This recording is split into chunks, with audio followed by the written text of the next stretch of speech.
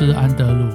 今天我们要来讨论一个社会工作中常见的一个现象，叫做福利依赖。福利依赖大家都经常听到，也应该遇到过。那么什么是福利依赖呢？维基百科的定义是这样的：福利依赖是指一个人或一个家庭，他长期依赖政府福利来获得收入，否则就没有办法满足日常生活的费用支出的一个状况。美国卫生公共福利部对于福利依赖的定义为家庭中所有个人的比例，其年收入的 50% 以上是来自于贫困家庭临时的援助 TANF， 或者是食物券或补充保障收入 SSI 等福利措施得到的一个好处，就称为福利依赖。换句话来说，也就是说，一个人如果没有社会的救济，就没办法生存下来。这样的人就会被社工或者是社会大众贴上福利依赖的一个大标签。自从1990年代末期，在澳洲重塑了关于社会政策对于福利依赖观念的一个辩论，因为在1980年代末期到1990年代初期，人们越来越担心那些常年领取补助金又不努力工作的人，在此期间领取收入补助金的可以工作年龄的人口比例逐渐增加，并于1990年达到 25% 左右。然而在20世纪90年代的末期之前，政策管制者和评论者倾向从观念上表达对这群人的担忧，例如贫穷或者是长期失业。美国作家查尔斯·莫瑞认为，福利依赖既是一个经济困境，也是一种心态。这样的想法是长期依赖收入支持可能损害一个人的性格，或者是助长一种依赖的文化。这种文化可以在社区中传播，并从父母传给孩子。根据这样的想法，其子女会对于经济机会产生的抵触情绪，即使很容易找到工作，他们仍然继续领取政府的补助金。而福利依赖的观念在美国流行，并且传播到英国、澳洲等其他英语系的国家。前一阵子因为 COVID-19 大流行，领取失业救济金的人数有所增加，这可能会导致人们担心，一旦经济复苏了，一些领取失业救济金的人将习惯于失业，而无法利用就业的机会。最近有一篇报道评论文章指出这样的一个前景：失业的年轻工人可能会因为疫情而终身依赖福利。你有想过福利依赖是怎样产生的吗？福利依赖有许多经济、政治、社会等等因素造成的。没错，从正向的角度来看，你有想过古代有福利依赖的问题吗？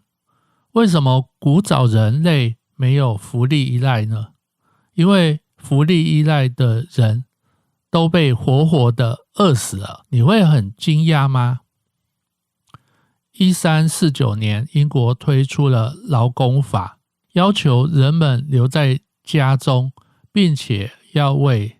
地主工作。不管地主给予多少报酬，除了老人及无法工作的人以外，乞讨施舍在法律上是被禁止的。首度将平民分为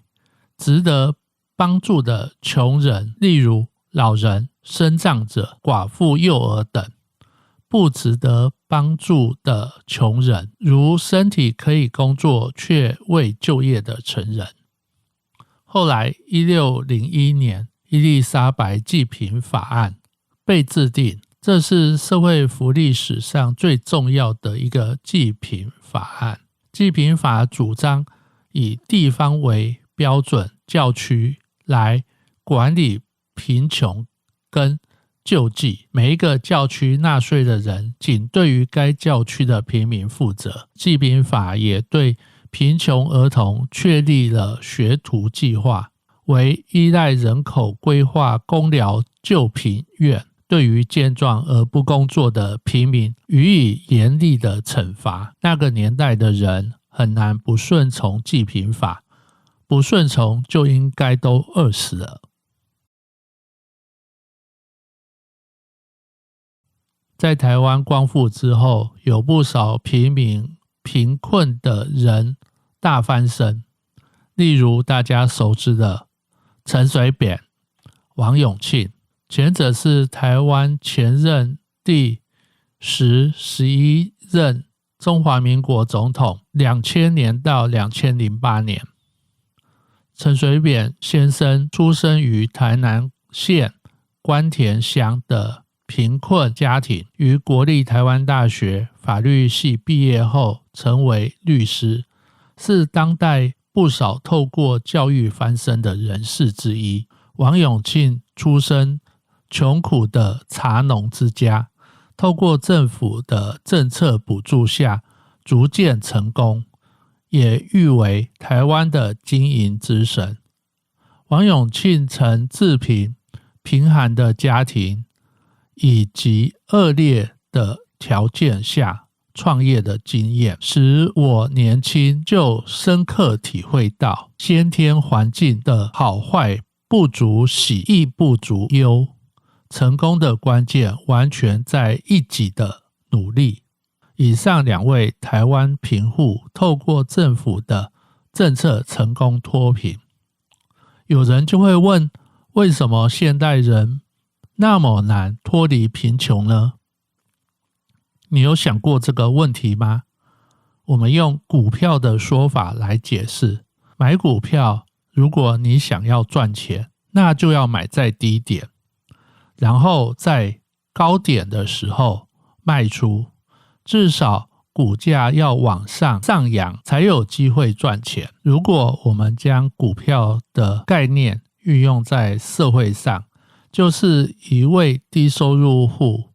如果透过教育加竞争人口少，就有机会上大学，取得高薪的未来生活。要不然就要努力工作，累积资本，建立财富。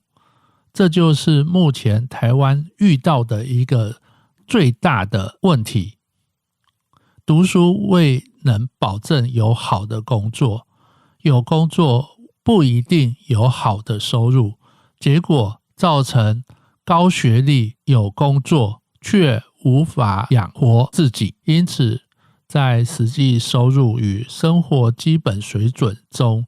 造成了一个很大的断层。断层越大，人越不容易脱离次级贫穷，就很难脱离福利依赖这个问题。因此提高社会福利的给付与工作就业的给付，就像是政府方案委托社工薪资调升，就是为了要缩短断层的距离，才有脱贫的机会，才有机会脱离次贫，回归社会才有可能性。为什么慈善救济的工作无法帮助人民脱离贫穷呢？因为救济只是一时的，所以才有救急不救穷这句话。光是救济只能让人活在